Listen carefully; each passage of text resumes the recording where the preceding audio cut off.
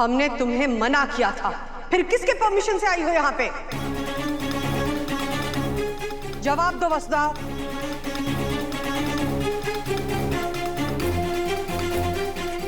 ए नौकरानी, के बोल कुछ, भाभी से कुछ पूछ रही है? बहरी हो गई है क्या? आप हमारे को डांट रही थी ना भाभी साहब, जब मैं इसका सामान बाहर फेंक रही थी, तभी बाहर निकाल दिया होता ना तो यो सब देखना ना पड़ता।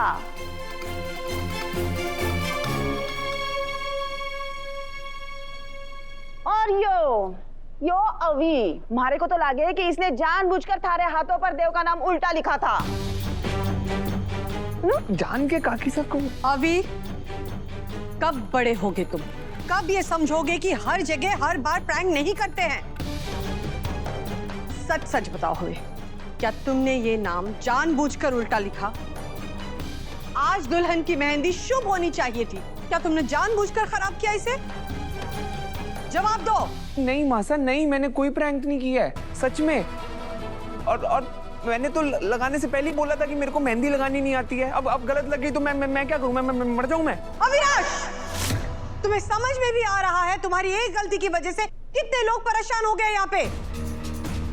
और ऊपर से ये वसुधा जो कि हमारी स्टाफ है, जिसका मेहंदी में नहीं आना हमारा निर्णय था, फिर भी ये आई और सब कुछ खराब कर दिया। मजाक चल रहा है क्या ये सब? माँ साहब, वसु घर की स्टाफ कब से हो गई? आपने खुद ही तो कहा था कि वो हमारे परिवार की मेंबर है, फिर आज क्या बदल गया? और क्यों?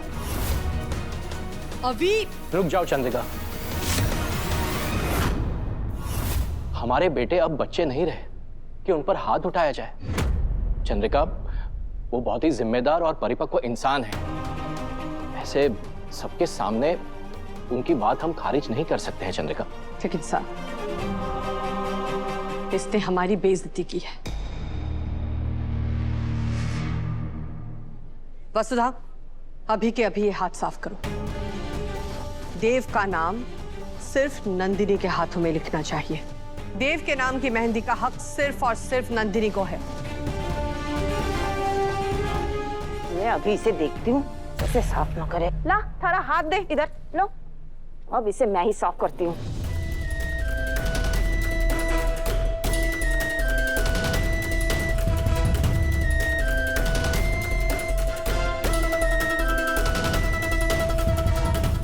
ये तो साफ ही ना हो रहा है भाभी साहब।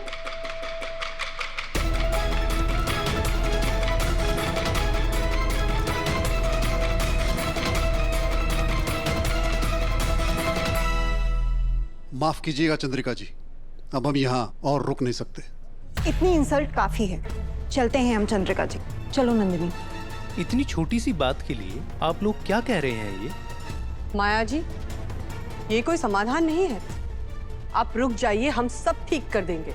माफ कीजिएगा चंद्रिका जी, पर आप ही के घर में कई सारी चीजें बहुत उलझी हुई हैं। पहले आप वो सुलझाइए, फिर हम बात करेंगे।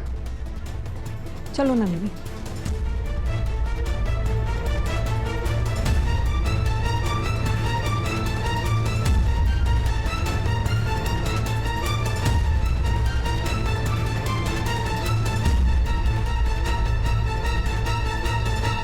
हमारी बात तुमने नहीं मानी वसुधा। तुम्हारी वजह से आज देव की मेहंदी खराब हो गई। हम ये बात कभी नहीं भूलेंगे।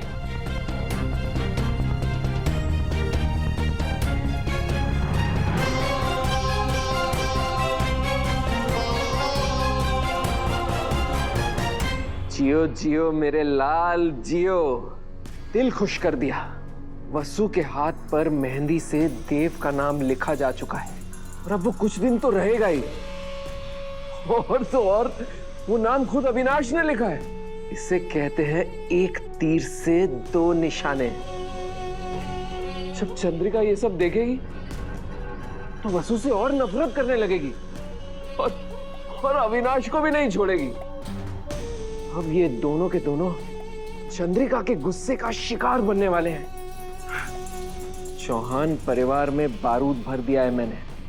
बस एक चिंगारी और चारों तरफ आग ही आग।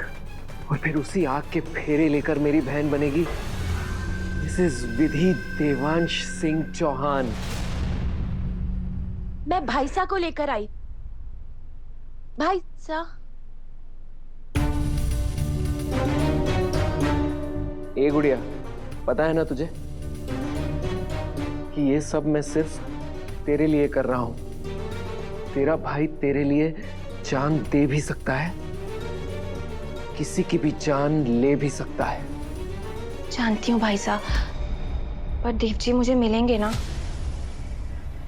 वादा किया है मैंने, देव तेरा है और तेरे सिवा वो किसी को नहीं मिलेगा। तेरे भाई का वादा पत्थर की लकीर है।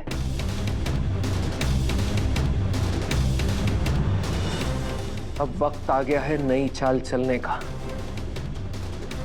भाई साहब, आप ना दुनिया के बेस्ट भाई साहब हैं। अब देव जी को मेरा होने से कोई नहीं रोक सकता। खुद देव भी नहीं। आई लव यू भाई साहब।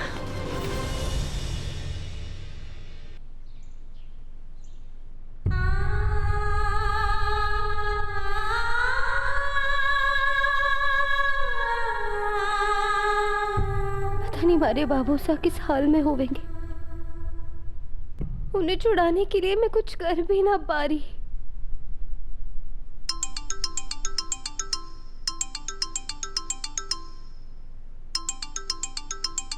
करणवीर का फोन।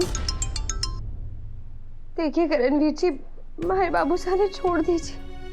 आपकी दुश्मनी हमारे से है ना, आपको जो करना है हमारे साथ कीजिए। हमारे बाबू साहब ने छोड़ दीजिए, वो इस उम्र में ये सब ना सह पाएंगे। दरवाजा तो खोलिए। हाँ?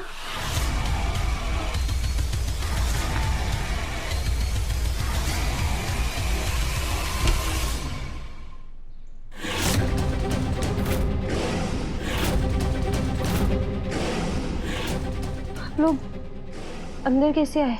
अरे घर में मेहंदी की रस्म चल रही है, इतने सारे मेहमान आए हुए हैं, तो हम भी मेहमान बनकर पहुंच गए। अपनी गुड़िया की इच्छा जो पूरी करनी थी। हाँ, मेहंदी वाले दिन इसे अपने ससुराल तो आना ही था ना। पहली बार अपने सासरे आई, स्वागत नहीं करोगी गुड़िया का? भाई साहब, लेकिन आज मैं अपने ससुराल में नहीं जा सकती ना। और वैसे भी ससुराल में पहला कदम तो गृह प्रवेश के बाद ही रखते हैं ना।